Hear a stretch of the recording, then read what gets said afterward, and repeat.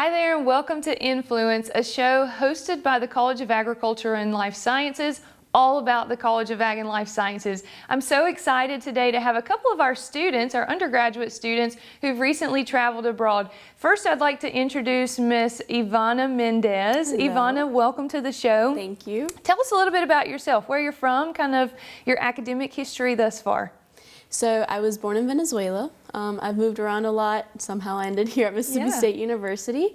And right now I'm a Bachelor's of Interdisciplinary Studies, so that's what I'm going to graduate with. And I've just kind of combined everything that I've studied in the past. Yeah. So you've started really with an animal and dairy sciences focus, and that has kind of been where your heart has been thus far, that I understand. But you're also an Ag Gap Fellow. So this is an agricultural leadership program that was recently established. You're part of the first cohort. Tell us a little bit about your experiences thus far as an Ag Gap Fellow. So my study abroad program in Guatemala was probably the best experience. Being part of Ag Gap just really opened up many opportunities for me, even after I graduate.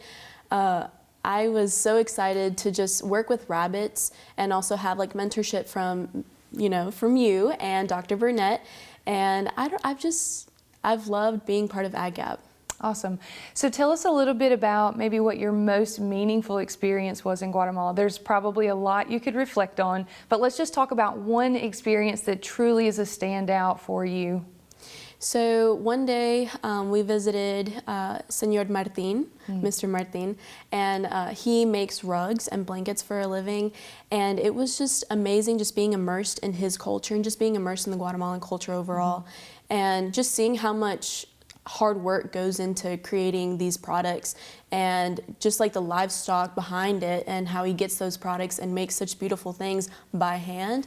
That was probably one of the most meaningful days for me. It really kind of like, it just opened up my eyes to how hardworking these people are.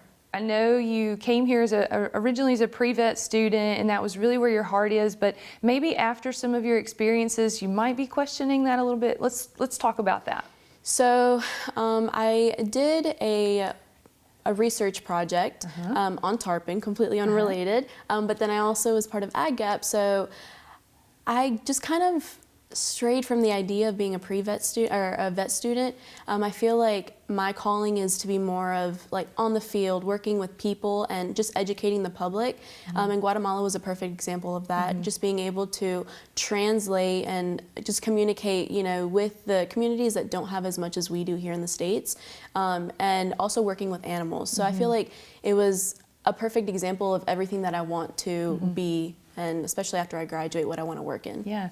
Speak to us a little bit about maybe some of the observed differences that you had coming from Venezuela, but then really being immersed in the Guatemalan culture. What are some of those differences between those two Hispanic communities and populations? In Guatemala, they're still very traditional. They're still kind of not stuck back in time, but like, they're just very proud of their culture.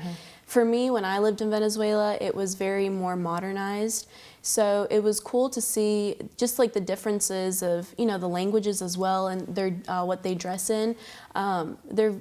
I don't know, like their tradition has stuck with them through time, and I feel like Venezuela has kind of modernized it a little bit. But culture differences, the language is the same except for the traditional culture language. But overall, like, I felt at home in Guatemala. The people are so welcoming, so open, and in Venezuela they're the same. So. Yeah. How would you say that serving as a translator, so as a Spanish-speaking student, you had the ability to really, you were taking in a lot of information, but you were then also serving as a translator to many of us. Talk about that experience. How did that make you feel? So I felt like I was really important. Yeah. I loved it because whenever I first came to Mississippi, I actually translated at a community health center. And so just being able to incorporate the skills that I had learned back then in like Guatemala, I felt like I had a personal connection with the people that I was translating for, and also with you and with Dr. Burnett. Just being able to connect both communities was really important for me, and I had a really good time translating. Awesome. So in terms of maybe how this is going to lead to a future career, have you given much thought about what the next step is? Because you are a senior at this point. Have you kind of given any thought about what you may do next? I have so many passions, and it's so hard to kind of see what I want to do with the rest of my life. But I would love to continue working with AgGap, maybe being a translator. I know I've talked to Dr. Burnett about some opportunities in the future. So, and also with GBSI, I don't know, I feel like I'm very open to anything, but I really want to like help with communities that just don't have as much as we do, and maybe incorporating animals into that, just so I can combine all my passions. Yeah. So there may be prospective students, current students that are watching this episode. What words of wisdom or words of encouragement would you give to those that are like, maybe I want to study abroad, I'm not quite sure? How would you address that question? I know it's scary going to a different country, maybe you don't know the language, but just the experience that you're going to get, I mean, I can't even describe it. Like, there's no words to describe how much, I appreciated the program. And I would say just go for it. Every day is a new experience, especially in Guatemala. So you're gonna have so many new memories, and you're gonna make great friendships with everybody. So I would just go for it. I would just apply. All right. That's going to do it for this segment. Next, we're going to talk to a student who visited Germany during spring break. Stay tuned. A baby's arrival can be one of the most exciting times in a family's life. It can also be one of the most anxious, especially if the child's development is hindered by medical challenges that create more questions than answers. At Mississippi State University, we're groundbreakers in the study of CHARGE syndrome, a genetic condition that leads to a host of life-threatening birth defects. Our research teams are uncovering breakthroughs in treatment and prevention with a goal of greater understanding that leads to better care. We're also providing crucial support resources for parents and helping physicians around the globe gain awareness so symptoms can be detected and addressed earlier. By engaging in this innovative analysis and therapy, we're not only improving outcomes, we're unlocking brighter futures.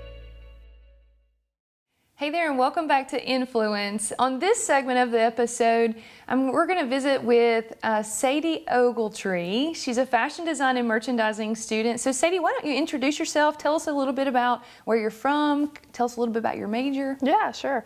So my name is Sadie Ogletree, and I am a fashion design and merchandising student with a merchandising concentration. And then I'm also getting a minor in print and digital journalism, which is, a little bit, it's fun. I like it. So I am a junior academically, and I am from Carthage, Mississippi, which is an itty-bitty little place in the dead center of the state. It's got about 5,000 people. Mississippi girl, that's good. So Mississippi girl goes to Germany for a week. Tell us a little bit about why you chose Germany. I have actually been very blessed in my life to have the opportunity to travel before this across the sea, I guess. So it wasn't my first time in Europe. So when I saw that the fashion department was taking a trip to Germany, I was like, oh, when am I ever going to get the opportunity to go to Germany again? Like that's just, I don't feel like a lot of people go. So it's like, okay, yeah, I'll try that. That'd be fun. Awesome. So we went, and it was supposed to happen in December, but then Germany's COVID cases spiked and they shut down the whole country. So we were really blessed to have the opportunity to go now. It was supposed to be a 14-day trip, but we had to shorten it to 10. So a little bit rocky, but yeah. So tell us about some of the things that you did while you're there. As a fashion design and merchandising student in Europe, I can imagine that there are so many things to do, but tell us what you guys did. So we kind of divided our days into we'd have one day where we went and talked about wearable technology with the design people, and that one was actually really cool, even though that was more for the design kids. But it was really neat because we got to talk about, the company that we went to speak to actually works with the university here. Cool. So it was kind of a connection overseas. It was like, oh, we know you people. Yeah. So that was really neat. So we did that. And then one day we got to tour I think we went to Adidas and Puma and BMW for their headquarters, more for the merchandising students, so that we get to see their marketing strategies and how they get their point across to people, what they plan on doing in the future, just all that kind of stuff. So it was really interesting just to see it from every single fashion perspective and just get kind of a circular view of the So you went on a faculty-led study abroad program, and I'd like for you to speak a little bit maybe about the benefit of a faculty-led program, because there are a lot of different types of study abroad options for students. So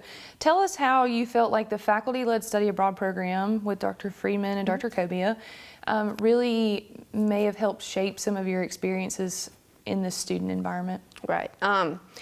Dr. Freeman and Dr. Kobia are both phenomenal professors, so I was really excited to get to go with them because Dr. Freeman is more design and Dr. Kobia is one of our main merchandising professors. So it was great to go with them because they gave us really more of like a one-on-one insight of like, okay, well, they do this here, and we've learned this in this class, so here's how you can apply it, and here's how you can see how it's worked for these people through the years. So it's been really interesting. Let's talk next about maybe how this has shaped what you want to do next in life. The $1,000,000 question is, of course, what will you do next? But what do you think that looks like for you, being an FDM student? Yeah, so I was undeclared my entire freshman year and then decided on fashion. With the original intention of being a fashion journalist, which is where the print and digital merchandising, print and digital journalism comes in. Yeah. But the past year or so, that's kind of been like tugging at me, like maybe don't do that. So now, especially with this Germany trip, I've really leaned into like the sales, the visual merchandising, that kind of niche, I think. So it's been interesting just to see how like the big companies are doing it and how they plan to look into the future instead of just hopping on the bandwagon for current trends. So it was neat to kind of, especially with the faculty-led program, to have people be like, we've taught you how to do this, you have the skills to do it, here's how other people have applied it, now you go out and do it. How do you feel like this experience has really helped build your professional network, perhaps? It was really interesting. Because a few, especially like junior, senior standing, some of the ones that went were looking for internships and looking for jobs after college and that kind of thing. So it was really interesting to go, and we got people's LinkedIns, we got business cards, we made connections, we met a lot of industry professionals that it just was comforting to see like they're wanting to help us. They want more people in the industry, and they want them to be well taught, and they know that we are. So it was nice to be able to just meet people and be like, we'd love to have you here. Just felt kind of comforting. That's encouraging too. It is. Yeah. It's so nice. Yeah. So I usually like to ask students a fun question. Where's your favorite place on campus and why? Ooh, let me okay.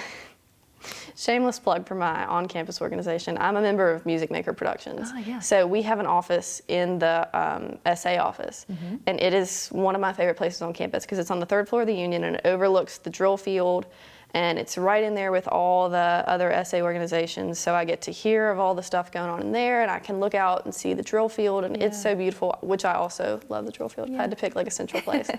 But, and it's neat to see all the people in all my organization, and I just love it. It's just kind of a safe haven. Yeah. And maybe one final question.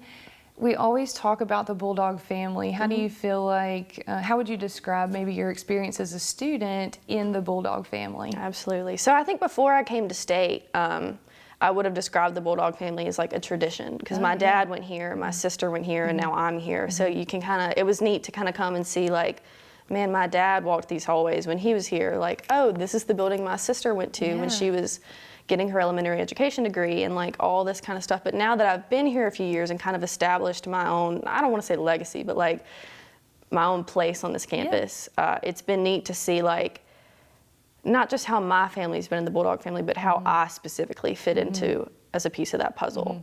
So it's been neat to make my own friends and make connections, network, that kind of thing, and know that no matter where I go, the Bulldog family is going to be there.